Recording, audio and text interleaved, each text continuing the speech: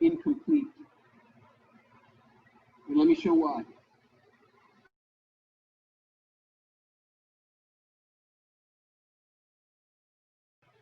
Hey everyone, this is Corinne Lafont, your favorite radio host, your only radio host and favorite girl, of course, broadcasting to you from the lovely island of Trinidad and Tobago in the Caribbean on the Between the Lines. And you know how we do it here on Between the Lines? The same way each time. We start off with gratitude or thankfulness. And it's great to be here. It's raining. I'm thankful for the rain. People complain about the rain when it rains. People complain about the sun when it's sunny. I'm loving either way because you can't have one without the other. You know, yin, yang, have a balance, plus minus. That's the way the universe works. I am thankful to be able to experience both. And it's Sunday. So it's a great way to have a nice, mellow evening, perfect temperature. And after having this wonderful interview with Brian Bogert, I am going to be taking a little nice nap under the the sound of the raindrops. Isn't that wonderful? Oh my God, don't be jealous of me. Come over to Trinidad and enjoy it. Yeah. So we're going to be talking today about embracing pain, avoid suffering, and gain freedom. Let me repeat that. Embrace pain, avoid suffering, and gain freedom. And we're talking today with Brian Bogert. He's a human behavior and performance coach, speaker, business strategist, and philanthropic, or some people say philanthropic, leader who helps people make their best even better.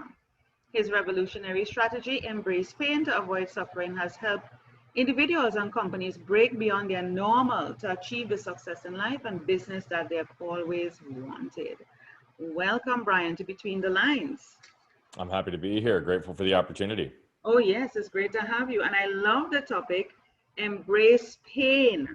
Yes? Let me just make sure I have that. Avoid suffering. I wouldn't even say avoid suffering. I am not with you on that one. So we will have a very heated discussion, I anticipate.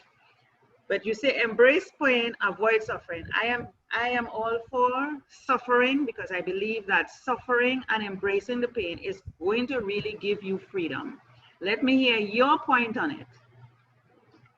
Yeah. So, let me give a little bit backdrop onto where this concept came from, and I'll give a couple of examples because I think that's a great place to start. So Everybody who's listening, I just want you to close your eyes for 1 second and imagine a truck or walking out of a store after a successful shopping trip and having a truck barreling 40 miles an hour right at you with no time to react. That's where this portion of the story begins. My mom, my brother, and I had gone to the local store to get a 1-inch paintbrush. And as we were coming out to the car to get home to go use that 1-inch paintbrush, I got to the car first, had my hand on the handle, and was waiting for my mom and brother, who were 3 or 4 feet behind me, to catch up to unlock the doors. When that happened, a truck pulled up in front of the store, parked, driver and middle passenger got out, and the passenger all the way to the right felt the truck moving backwards. So he did what any one of us would do. He moved over to put his foot on the brake, but he instead hit the gas. Combination of shock and force threw him up onto the steering wheel, and before you know it, he was catapulting 40 miles an hour across the parking lot right at us. We were parked in an end spot. He went up and over the median in the end spot, went up and over the tree, hit our car, yanked me to the ground, ran over me diagonally, tore my spleen, left a tire track scar on my stomach, and continued on to completely sever my left arm from my body. Oh my God. And fortunately, right, as my arm is sitting 10 feet across the parking lot and we're 110-degree day in the middle of August in Phoenix, Arizona, my guardian angel walked out of the store right at that time and saw the life and limb scenario right in front of her. She rushed over to put her hands on the bleeding, save my life, and she instructed some individuals to run inside, grab a cooler, and get my arm on ice within minutes so that I could be here with you today. And so I'm going to expedite the rest of the story. And I'm sure that nobody was expecting it to go there today. And yes, I have a very, very unique story. But this idea of embracing pain to avoid suffering, it was one of the 2 primary lessons that I picked up as a result of this injury and a lot of the things that came afterwards. So the first lesson was I learned not to get stuck by what had happened to me, but get moved by what I could do with it. And the second, I didn't realize until far later, you see, because I lived many of those post-accident years in a fog, but my parents certainly did not. And the unceasing medical treatments, years of physical therapy, multiple surgeries, they literally put themselves in moments of discomfort consistently to strengthen me. They sacrificed countless hours to strengthen and save me. You see, the idea of having their son grow up without the use of his arm was a source of great suffering for them. So they willed themselves day in and day out to embrace the pains necessary to give me the ability to grow and learn. So this concept of embrace pain to avoid suffering came to me much later, and it became a philosophy on life, right? And so it's the same concept that I've used to not only overcome this unique injury, but how my business partners and I built our last business from $250,000 to over 15 million within the span of a decade, and how I've helped hundreds of individuals and organizations become more aware, more intentional, and more of who they already are, their most authentic selves. And so this concept, right, is we can embrace the pain of hitting the gym for 30 minutes a day to avoid the suffering of the aches and pains of a sedentary lifestyle. We can embrace the pain of having a difficult conversation with a spouse or loved one to avoid the suffering of loveless marriage or being trapped in a marriage when you actually want a divorce. We can embrace the pain of having our kids put down their technological devices and the fits they're sure to throw at the dinner table to avoid the suffering of years and years of lost meaningful conversation. And the list goes on. And so I don't disagree at all with your point, but I do think that what we need to do is better define what is pain and what is suffering. Because right. I think the distinction is absolutely where potentially your and my disagreement would come in. Yeah. I think the concept of embracing pain to turn ourselves and use them as critical tools for our success, I have to believe, based on your intro, we are completely aligned. Oh, yes, we are. And I'm in total agreement. And I want to say I am so thankful for you being here with me today and for being just part of the world with the rest of us who are above ground. I really wasn't expecting you to be showing me that. And I will tell you this, Brian, my previous episode just before you today was about 6 months to live. I don't know. You see, when I'm scheduling these shows, I have no idea. And I'm being real here with you. I have no idea what is going to happen on the show. And most people, when they're coming on my show, they want preset questions. And I say, I don't work it like that. I go based on a conversation. I want to feel it. You want to feel it. I don't do no preset questions. But I agree with that completely. Yeah, and it so amazes me how the universe works, how God, source, however people want to call him or her. Because for you to come to talk to me about a death, let's call it a death experience, and the person before you was about death as well, and he's alive and you're alive, my God, the message that my God is giving me here today, it is so pronounced. I am excited at what we're going to be discussing further in this episode, and I want people to take away from this that there is a God. Whether they believe it, yes or no, it doesn't matter to me. He does exist. Whether you believe it or not doesn't make him non-existent. And the fact that I have two people back to back on my show today of all days is proof.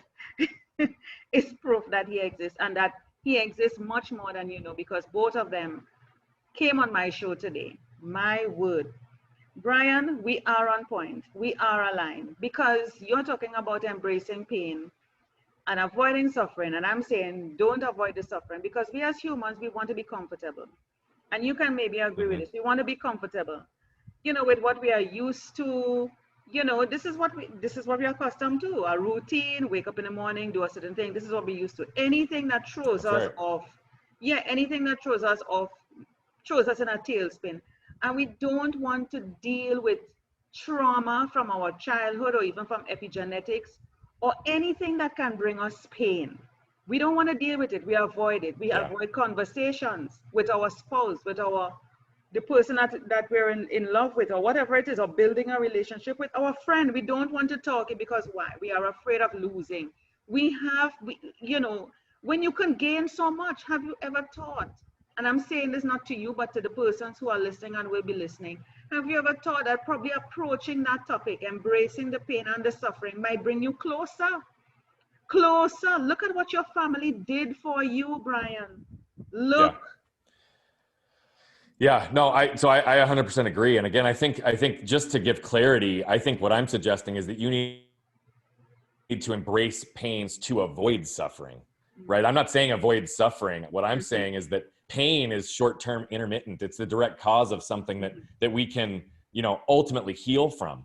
And if you look at the definition, what we tend to do is we put qualifying words in front of it, like acute or chronic, to make ourselves feel better for short-term or long-term. Right. But if you look at the definition of pain, right, anything that is longer than short-term, intermittent, or still persists after that direct cause is removed is actually suffering. Yes. And we don't like to admit that suffering exists, particularly when it's a direct result of our choices.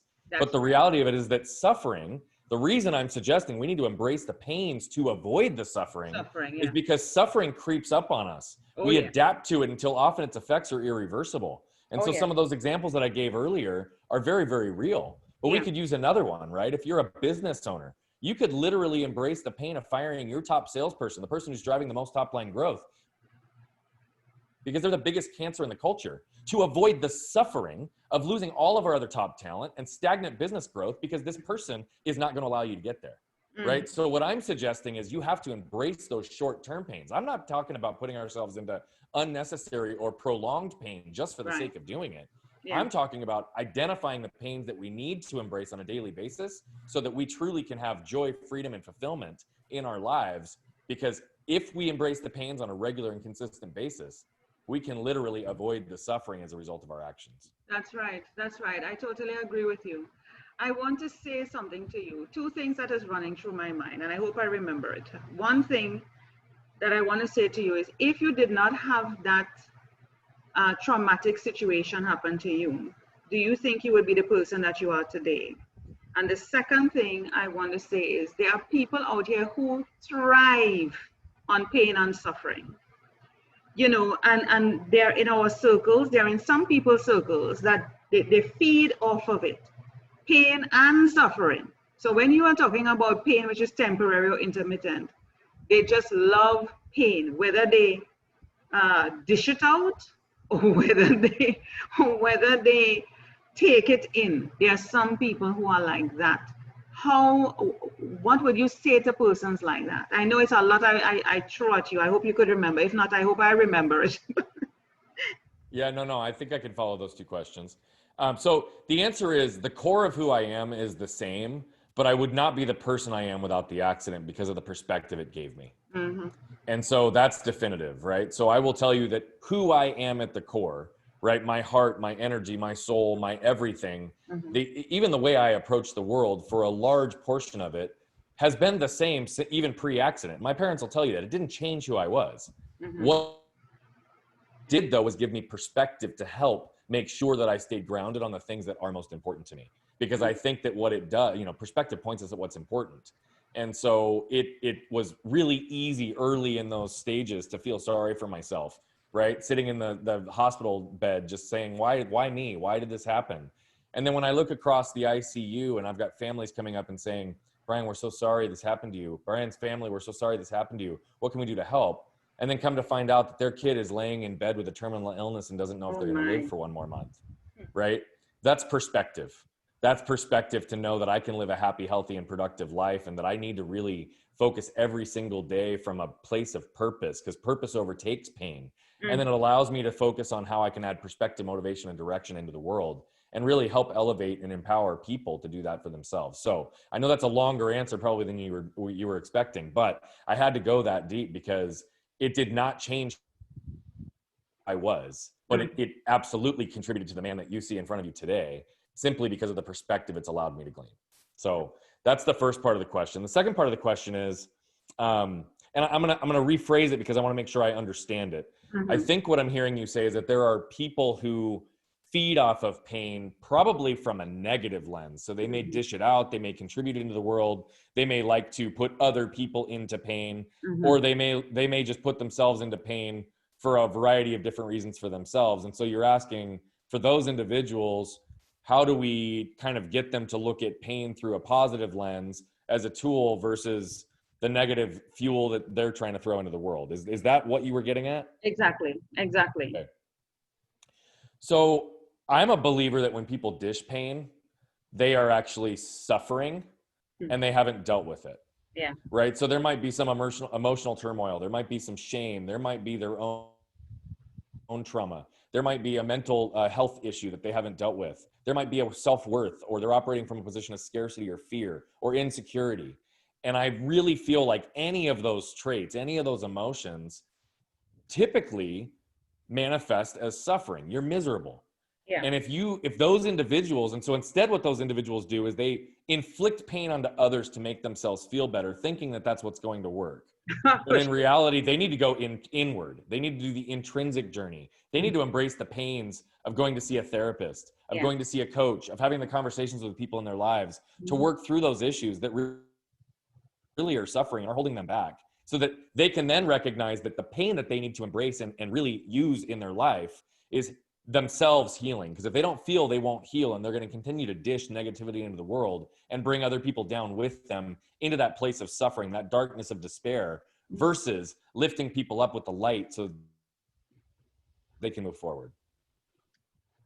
How do you get people like that who are in such a space to even take the first step to recognize what you're saying and to go to a coach? Because this, as you say, it's suffering, and suffering is long term. It's part of their DNA. This is, and it has become their normal, Brian. It has become their normal. They look at you and me as the ones who have the problem. You and I need to see a coach. You and I need help. You and I need to go for therapy. They don't. Yeah. I wish I could tell you that there was a singular answer that applied to everybody. That's just not the case, right? Yeah. So the answer on how do you get people to see that they need to put in the work and that they are the ones that need to start to take ownership and accountability and really work on themselves. I think it's different for everybody. Yeah. And everybody has a slightly different wiring and different trigger points, emotional triggers and behavioral patterns that have kept them in that self-defeating place. And so I think it's a combination of understanding what role do you play in their life, right? Is it coming from a position of trust? Is it coming from a position that you can wrap them with love and pull them out of that darkness of despair? Or is it coming from a place that you need to kick them in the butt, right? And give some real tough love to them, saying that the path that they're on is destructive, primarily to themselves, but as a result of the destruction of themselves, they're being destructive to other people. And I think that really, until somebody starts to recognize that there is an issue, they're not going to ever put themselves in a position to invest the time to heal. And so until the suffering becomes bad enough that all of a sudden they don't have relationships in their lives, they don't have people they can trust, they've pushed everybody away, they're lonely, or they hit rock bottom in some other way, sometimes there's no way to pull them out of that. Wow. And that's the unfortunate part about suffering, is once it gets so bad that they've been living with it for as long as they have, like you said, I think it really matters the people that are in their lives that can help provide that perspective to give them enough juice to decide they want to invest in themselves to pull themselves out of it. Wow. When you're dealing with a one-on-one, say like if it were me and you in a relationship, that's one thing. But you're talking about organizations, companies, corporate culture, where a number of people, including us, are involved. We converge in the same space for the majority of the day. We spend most of our waking lives with all different types of people who are going through all different sorts of things. How can this concept of embrace pain, avoid suffering, to gain freedom, help an organization to be healthy? I don't even want to say profitable, because I think once the culture is a healthy one, profits will ultimately come. Yeah, I believe that as well. I do believe that if we focus on the right things, if we focus on purpose, if we focus on the health of the organization, if we do the right things, the money does follow, right? And so I think the profitability side is critical. There's a lot of shame-based and fear-based cultures. There's a lot of cultures that really operate off a place of scarcity, that don't put people in a position to be empowered. And honestly, I think a lot of that does start with the leaders. And so I think, what's important, whether you're dealing with an individual or an organization, what's really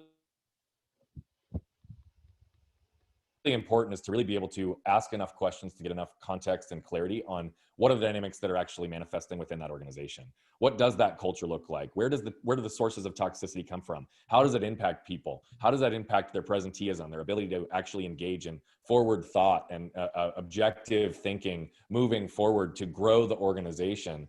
And I think that culture always starts internally, but if you do it right, culture also moves externally. And that's where you start to create a gravity as an organization, because people want to be around you, regardless of what you sell, regardless what service you're in, regardless, right? If you have that strong culture, but it starts with the leaders. And I think it starts with helping them see what's actually going on and recognizing that some of the actions and behaviors that they take as leaders, or they allow within their organizations from people who are not leaders, actually is what's creating that culture, often which isn't intentional or aligned with what they really wanted in the beginning.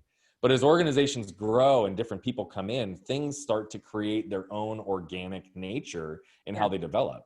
And so that's where I think those difficult conversations with the leaders really become important. Because, you know, let's say you're rewarding your top salespeople by not giving them any kind of punishment, right? And all of a sudden it's like they can just act horrible, be mean and vicious to other people. They can do everything that's against the culture of the organization, but because they're growing top line revenue, right? The leaders of the organization say, well, we're just going to let them have a pass because they're actually helping grow our organization. But often what they don't see is they're actually killing the organization, because none of the teammates and all of the other support staff and associates that are helping move towards that path can really stand being around this person. A lot of the clients don't even want to handle them after the sale is done. And so top line revenue, that's a short-term viewpoint. What you really need to focus on, you said it best, is the health of the organization. And where are those sources of toxicity? Remove them. And what are the areas that you can invest in building a positive, productive culture moving forward, and invest more in those areas? Yeah. We are in the middle of a crisis.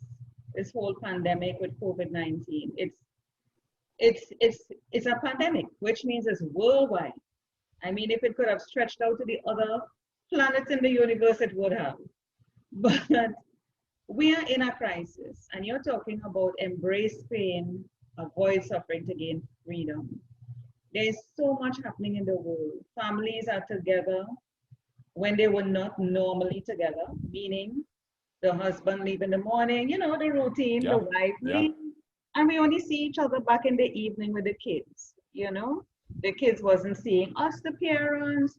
Everybody was happy-go-lucky. You drive your nice car, you have your nice title stuff on your desk or on your door, and you know, you live up, your identity is built around that. Now, you may not even have a job, or if you do, it's not even probably a job. You know, you're home with the family, the kids, everybody's home, you're seeing each other. And there's so much domestic violence.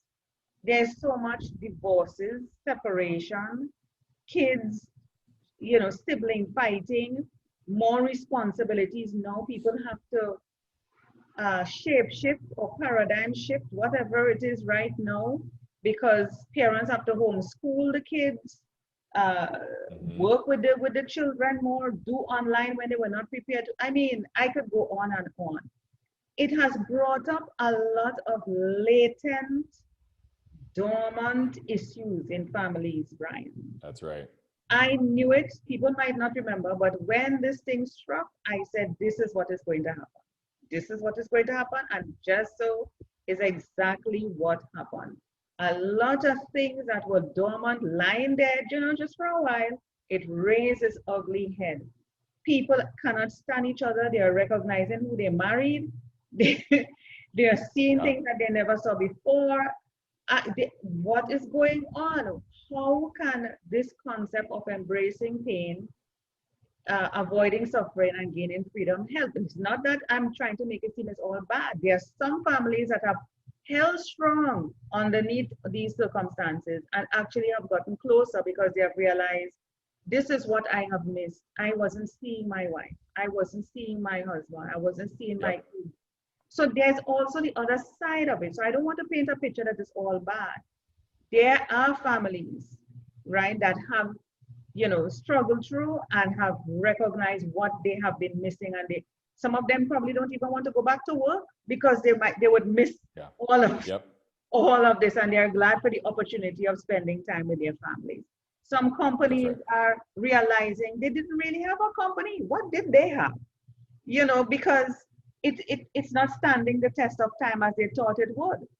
You know, a number of things are happening. Tell us how, as we were rounding up the episode, how we can use this concept of embracing pain, avoid suffering, and gaining freedom? Yeah, so I'm going to answer it through the context of exactly what you just talked about, this pandemic that we're in. I think what's important to realize is you say it was lying dormant. I think that people were avoiding the pains that they probably recognized in their lives and just fell into the patterns of being an autopilot, right? And so what COVID did was it also knocked us all out of autopilot, because we were able to just operate through the unconscious mind and just live through life and wake up in the morning, go through our routine, go to work, do what we need to do, come home, see the family for 45 minutes or whatever the case may be, and just kind of go through that. And so the reason it was so painful for so many people is they've been operating in the unconscious on autopilot for so long, right? Our minds process 11 million bits of information per second, but we're only consciously aware of about 40. And so what that suggests is until we go through a systematic process of moving the unconscious to the conscious, the unaware to the aware, we can't be intentional with it. And it feels like life is happening to us in its fate versus us having some element of influence or control or feeling of influence or control in the trajectory of our lives. And so what's interesting right now is I believe that the things that you described as being dormant were probably things that were actively being avoided and swept under the rug in a lot of cases. And so again, what's happening is people are in a position of suffering, but they weren't even aware of it because they adapted to it. And now all of a sudden, when they're forced to be at home with their spouse of 10, 15 years, and they realize they don't even like this person, what they're being forced to do right now is to see the reality of the situation. So this concept, embrace pain to avoid suffering, is exactly what it is, because I think everybody being knocked out of autopilot, they have an opportunity to take toll on their lives and look very critically at the things that are adding to their lives, filling their buckets, and the things that are draining them or really just keeping them stuck in whatever position they're in. And so some cases it's health patterns, some cases it's marital issues, some cases it's challenges in relationships with kids, sometimes it's other things that have manifested professionally or what have you. And so right now, everybody has an opportunity to take a step back and take a very critical lens on those things in their lives and embrace the pain on those areas that are not fulfilling and adding energy and value. And so that might be literally, okay, we've been 6 months at home locked up and I don't like my spouse anymore. So how do I have a conversation to broach that topic? Is it repairable? Is it something that I want to be repairable? Or is it something that I've realized this is something I need to now make a change and move on? And so people need to really take a toll on their lives. This is an opportunity for people to wake up. This is an opportunity for people to get better control and influence back in their lives. But there's kind of 3 steps that I walk people through to apply this concept in everything. We've got to acknowledge the suffering that we wish to avoid. Sometimes we weren't aware of it. Now people are very aware of a lot of the suffering that was existing in their lives because they're being forced to face it on a day in and day out basis.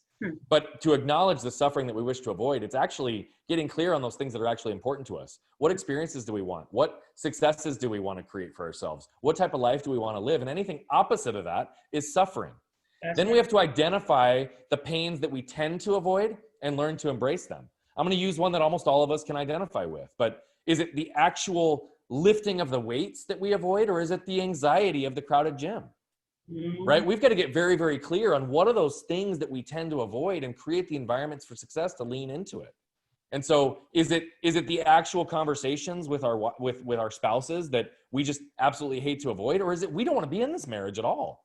We have to understand what are those things that we tend to avoid and to embrace them on a regular basis and establish the environments for success along the way. And then lastly, we have to build this in as a habit in all areas of our life. When we feel that moment of discomfort, when we feel that moment of pain, I want people to lean into it.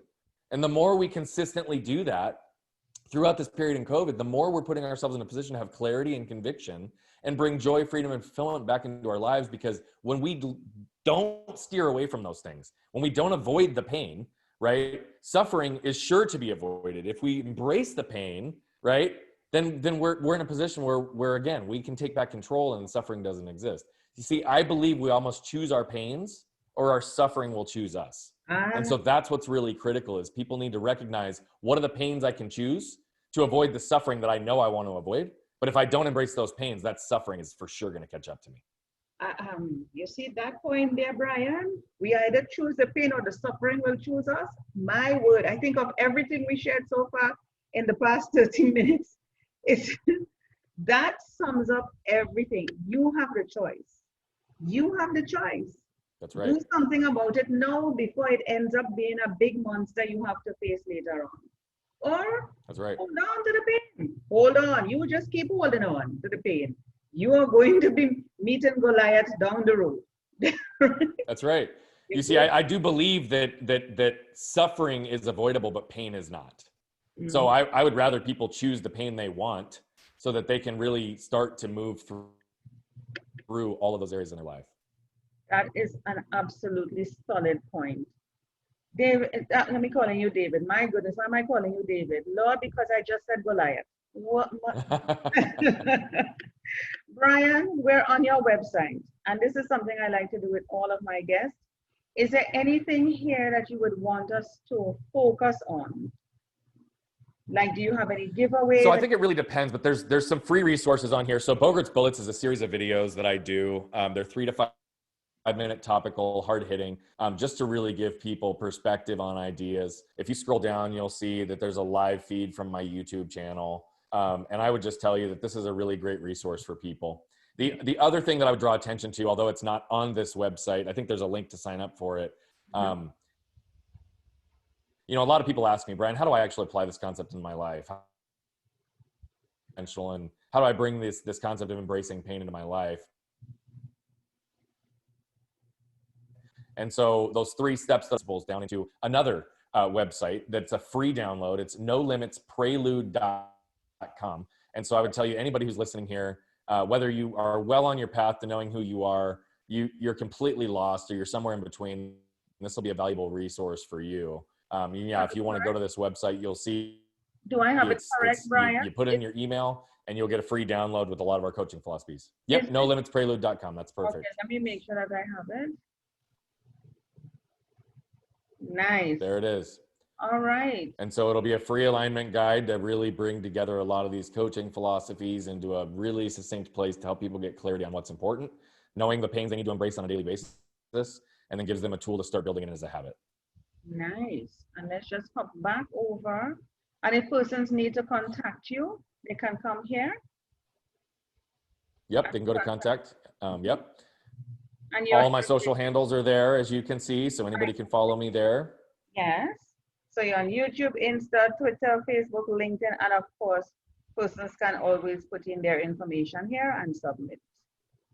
That's correct. And obviously I'm in a position where I want to determine if and how I can help anybody. So whether it's just a quick little thing that you need, you're interested in coaching, one of our coaching programs or speaking opportunities, you can access all that here, but I'd just love to know about it. And even if it's none of those things and you just wanted to ask a question about one of Bogert's Bullets or a concept, I'm here just to have the greatest amount of impact I can. And I'm on a mission to impact 1 billion people over the next 25 years. So anybody who wants to be a part of the journey, just let me know.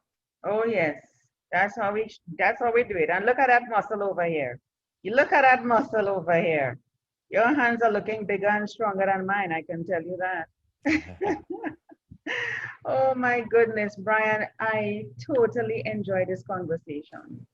Me as well. I totally enjoyed it. It was enlightening. It's, you know, even though I started off with you saying, I totally disagree with you, you know, we ended up realizing that we're basically saying the same thing in different ways, you know? That's right. And that is what conversation is all about. That is what conversation is all about. Communicating and conversing. This is awesome. This is awesome. I want to thank you so much for sharing your wisdom, sharing your story. It totally resonated with me, and I'm sure anyone listening to this will resonate with it, because it says to me, and I hope it says to everyone else, you have no excuse. You have no excuse. Yeah, you have none. Any final words, Brian, before we go? You know, I think that so many people put limits on themselves, and the world puts limits on everybody else. And what I think I've done in my life is really tried to break beyond boundaries and live with no limits. I'm a big believer in that concept. And so, but I do think it starts with awareness, and then I think it's followed immediately with intentionality. And so I would just encourage anybody listening to find a way to shatter your own expectations of what you're capable of, and try to systematically move as many things into conscious awareness as possible, because that's where you can be intentional, and that's where you can start to have infinite impact and growth in your world. So everybody's capable of it. I've been blessed to work with hundreds of people and witness and help them on their journey to be able to do it themselves. And I just want everybody listening to know you are capable, I'm sure, of more than you think you are. So find a way to push the envelope. And I will just say thank you right after that. I can't say anything else after that, Brian. Well said. Thank you so much for sharing your tips, your experience, your story on Between the Lines. Thank you so much. Blessings to you. Thank you, my friend.